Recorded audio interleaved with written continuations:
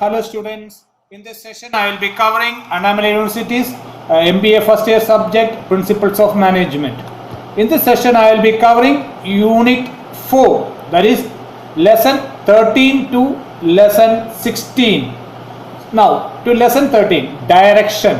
What do you mean by direction? Direction, as you know, it's one of the main functions of management. Okay.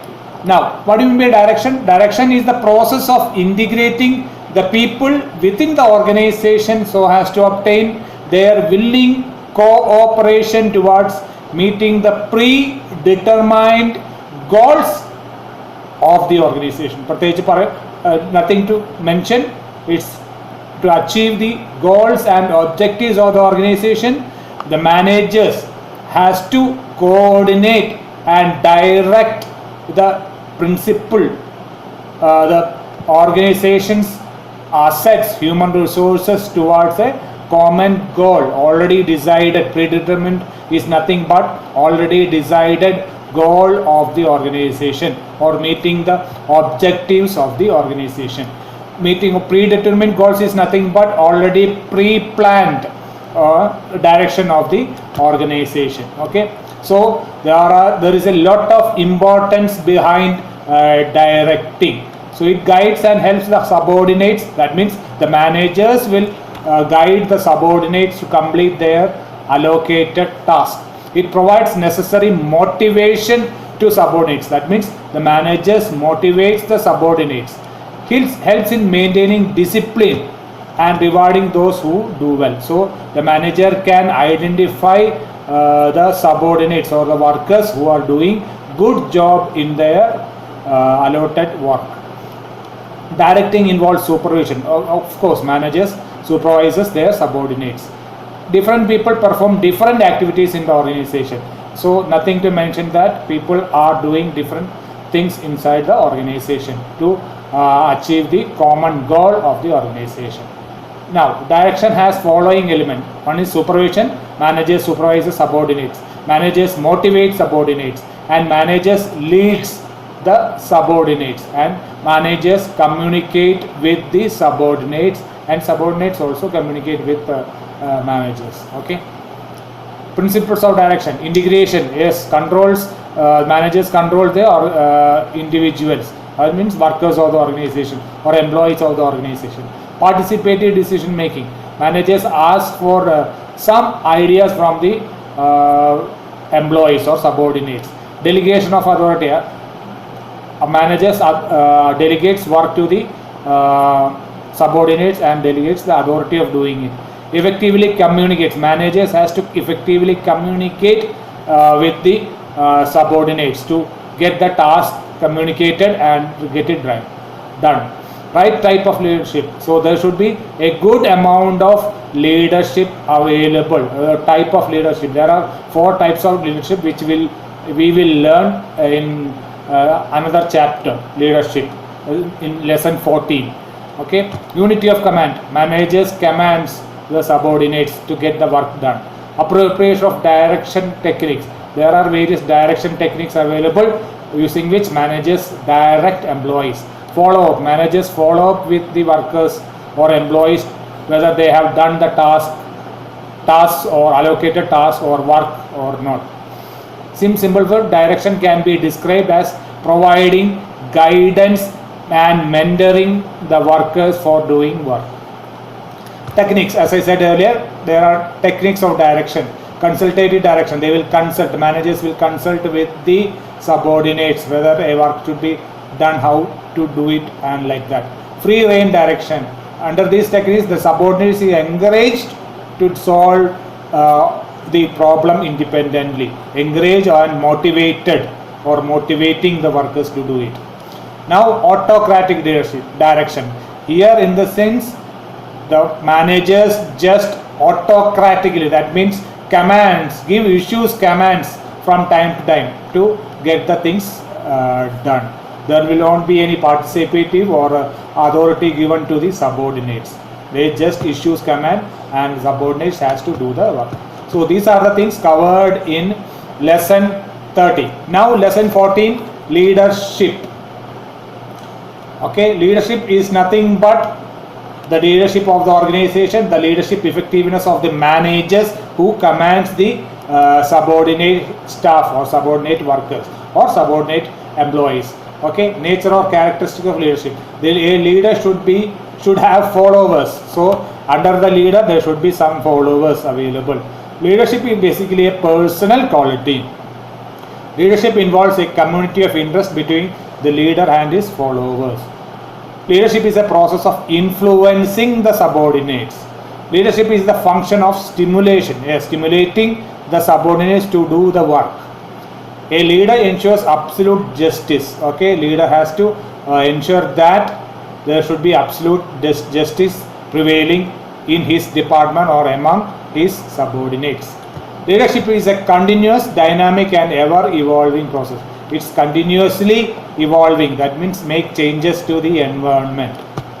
So nothing to mention. Leadership is very important for every organization to make things work and make growth in the organization. A good leadership is always necessary or important.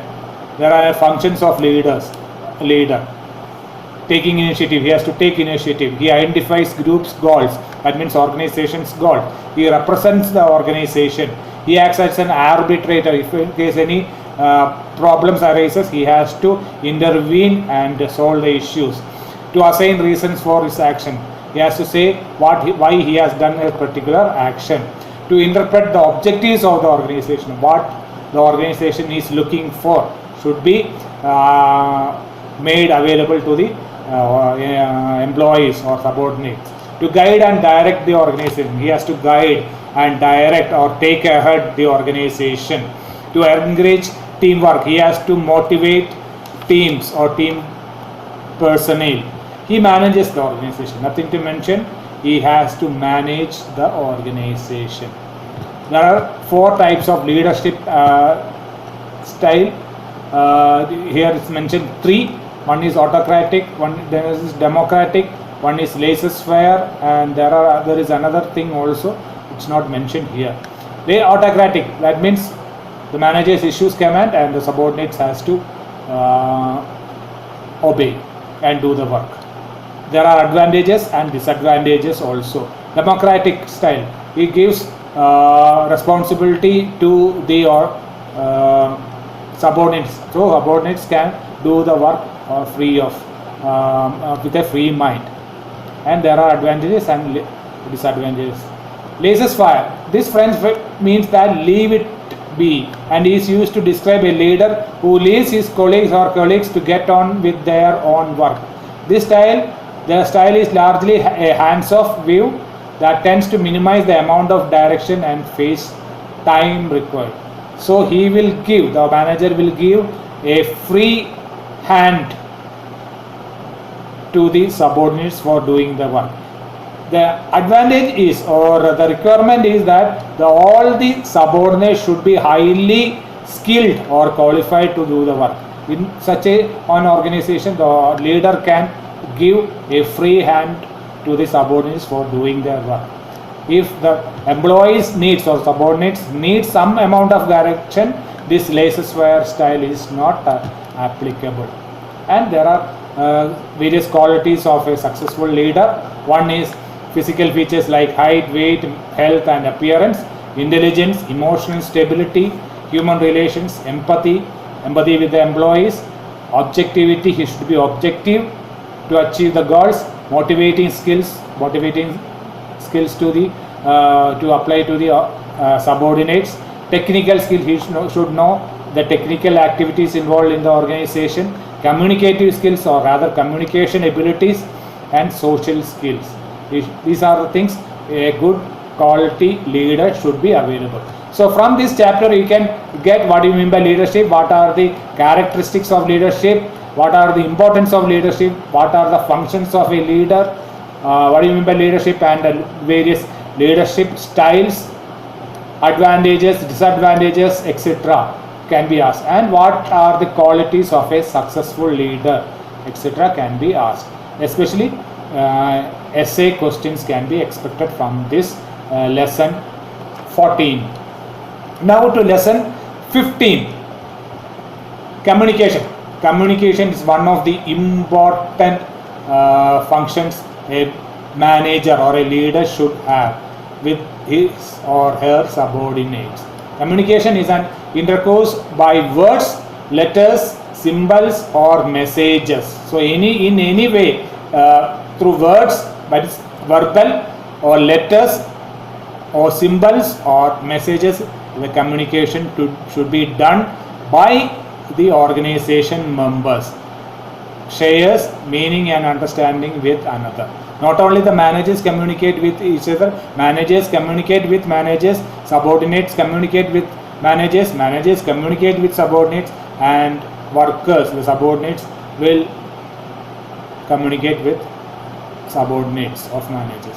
So communication is something so simple and difficult that we can never put it in simple words. So you cannot explain communication with simple words. Sometimes communication can be simple, but sometimes the communication can be complicated also, depending on the circumstances, environment, etc. Importance of communication. You cannot rule out the importance of communication. Communication helps employees to understand their role clearly and perform effectively. So in order to do the work, the manager has to communicate clearly to the subordinates or workers what they are expected to do inside the organization. It helps in achieving coordination between manager and employees, manager and managers, managers and subordinates, subordinates and subordinates, or workers and workers, employees and employees. Communication improves managerial efficiency. A good manager should have a great communication ability to communicate effectively with his subordinates.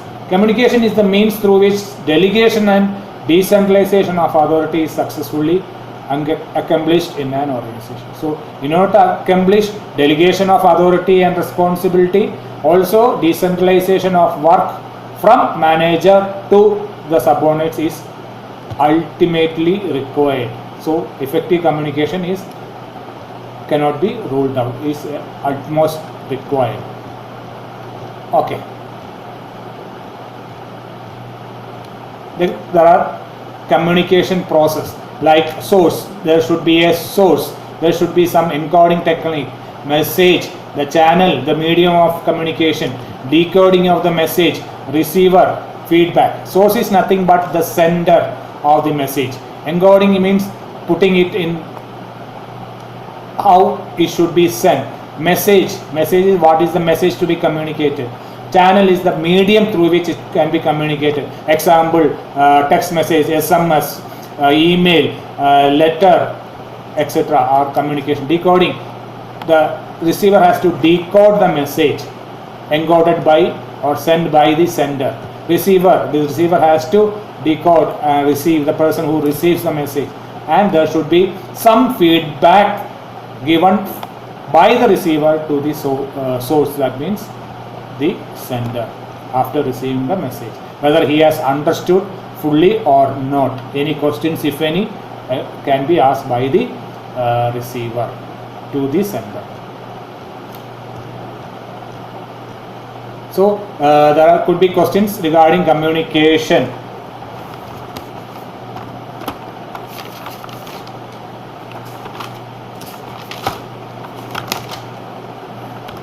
Now to next chapter, lesson 16, barriers to communication. Even though there could be effective communication there, but there should be barriers, that means difficulties or hurdles for communication.